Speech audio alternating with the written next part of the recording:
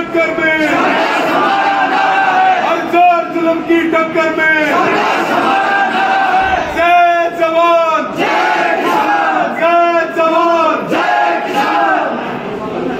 अध्यक्ष जी और यहाँ उपस्थित हमारे पिता तुल्य बुजुर्गों, किसान बिरादरी के सरदारों, नौजवान साथियों, मेरी माताएं बहनें और सभी मीडिया के बंधुओं, आज 11 दिसंबर को ये ज्ञापन के कार्यक्रम पूरे देश में है, क्योंकि संयुक्त किसान मोर्चा की कॉल है।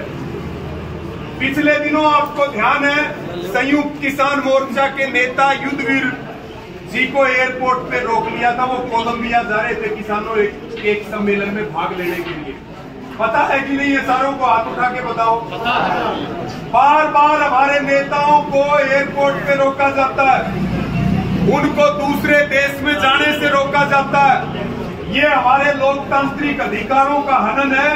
इसलिए संयुक्त किसान मोर्चा ने आज अपील करी है कि अपने अपने जिलों में आप राष्ट्रपति के नाम ज्ञापन सौंपे कि सरकार हमारे ऊपर हमला ना करे।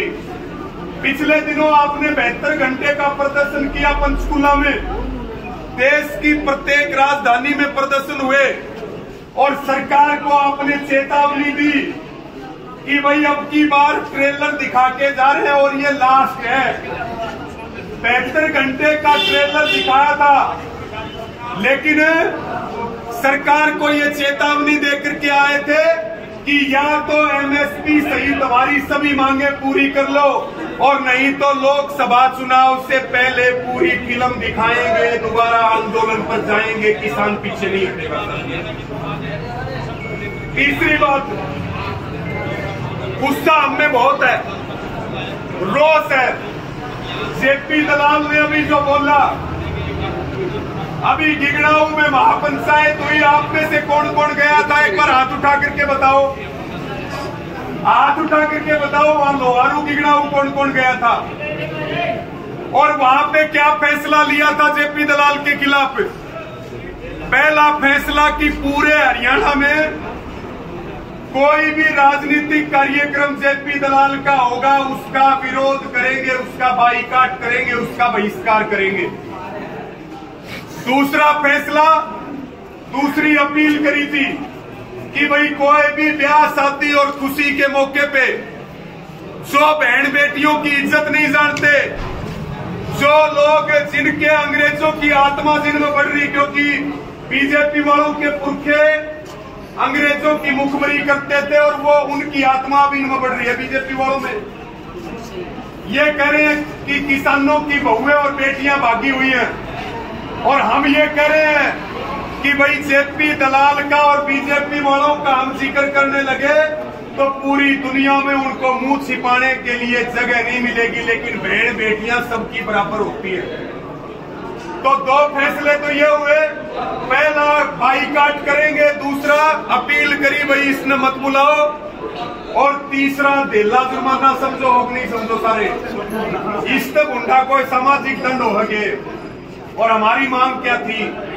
भाई जेपी दलाल माफी मांग ले सार्वजनिक रूप से, लेकिन उसने माफी नहीं मांगी, उसने अपनी कब्र खोदी है बहन बेटियों पे हमला करके। और ये हमें संकल्प लेना चाहिए कि इसी कब्र में जेपी दलाल को इस चुनाव में 1000 फुट का खड्डा खोद के जिंदा दफन करेंगे, तब आत्मा को शांति मिलेगी। राजनीतिक हत्या होगी जेपी दलाल की। ये लोग समाज में बैठने लायक नहीं है। आज तक तेला जुर्माने बड्डा नहीं होकर कोई सामाजिक दंड को नहीं हो। आदमी चुल्लू भर पानी डूब की मर जाए तो भी इज्जत वापिस नहीं आवा, लेकिन खापों ने संयुक्त किसान मोर्चा ने लगाया। अब यहाँ जब आ रहे थे आज, बताओ भाई हम शांति से रहने वाले लोग हैं या अशांति फैलाने वाले लोग हैं? अशांति कौन फैलाता है? सरकार और प्रशासन। और शांति कौन करता है? किसान। हम हमेशा जब भी हिसार आते हैं, धरना कहाँ देते हैं? इस गेट के आगे देते हैं कि नहीं देते? आज कितने फुट आगे बैरिकेडिंग कर रखी थी? बताओ कितने फुट आगे? 20 फुट आगे कर रखी थी कि नहीं कर रखी थी? यहाँ के प्रशासन को भी हमारा ये कहना है कि सरकार की दलाली ना करे। प्रशासन जनता का सेवक बन के काम करे। सरकारें बदलती रहती हैं। आज इस पार्टी की सरकार है, कल दूसरी पार्टी की सरकार आएगी। आप सरकार के वहम में ना रहे। किसान गेट पर बैठता था, आज पहली बार 20 फुट आगे बैरिकेटिंग करी है। हमने शांति प्रिय तरीके से बैरिकेटिंग हटाई है। हालांकि ये तो माहौल बिगाड़ना चाह रहे थे कि नहीं बिगाड़ना चाह रहे थे? चाह रहे थे कि नहीं चाह रहे थे? और आज भी डंके की चोट पे कह रहे हैं हम कोई करोड़ों लोग लेके लड़ाई नहीं लड़ते, न कोई लाखों लोग लेकर के लड़ाई लड़ते हैं। अगर किसान का रास्ता ऐसे रोकोगे तो अब की बार तो किसान यहाँ बैठ गया, अगली बार डीसी के ऑफिस में जाकर के बैठेगा। मजदूर एकता जिंदाबाद,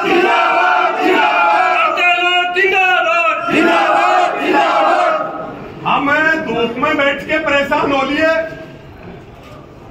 अब की बार रास्ता रोका तो अब आगे से धरने एसी कमरों में चलेंगे, एसी कमरों में पीछे नहीं हटेंगे, बता देते हैं। अनुशासन, लॉ एंड ऑर्डर की जिम्मेवारी है प्रशासन की, लेकिन हरियाणा में ये नहीं पता कि प्रशासन कौन चला रहा है, सरकार कौन चला रहा है। हरियाणा में सरकार नहीं चल रही, सर्कस चल रहा है। अब ये 5 स्टेट में चुनाव भी जीत गए। हाँ,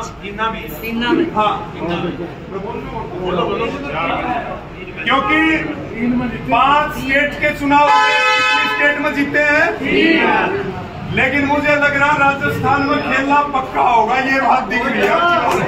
हो गया राजस्थान में पक्का इलाज होगा इनका। इसके साथ में एक बात और बताओ मुझे, हर आदमी इनके खिलाफ झंडा खा के खड़ा है, हर रैलियों में इनकी कुर्सियां खाली रहती हैं, और उसके बाद भी चुनाव यही जीतते हैं। ये कौन सा फार्मूला है भाई चुनाव जीतने का? हर आदमी नाटक है, बीजेपी को वोट नहीं देंगे, बीजेपी को वोट नहीं देंगे। हमें ऐसा लग रहा है कि बीजेपी को हराना है तो ईवीएम की छाती पे चढ़ाई करनी पड़ेगी। ये पक्की बात है, नहीं ये हारेंगे नहीं। जिस हिसाब से ये जीत रहे फिर तो ये 100 साल हारने वाले नहीं है। मेरी किसानों को भी अपील है, किसान वोट बैंक बनना चाहिए इस देश में। ये कृषि प्रधान देश है, किसान मजदूरों का वोट बैंक बनना चाहिए। और जिस बीजेपी ने हमारे ही वोट लेकर के हमारी कबर खोदी है, हमारे आने वाले बच्चों के भविष्य के लिए, जमीन के लिए, नस्ल और फसल के लिए, जमीन के लिए, एक बार इसको उखाड़ के फेंकना पड़ेगा, माटी में मिलाना पड़ेगा, नहीं तो ये नाश कर देंगे हमारा। अभी बहुत सारे काम होंगे, जमीनों पे नजर है, विपक्ष को भी दबाया जा रहा है, मुकदमे लिखे जाएंगे, जेलों में नेताओं को बंद किया जाएगा।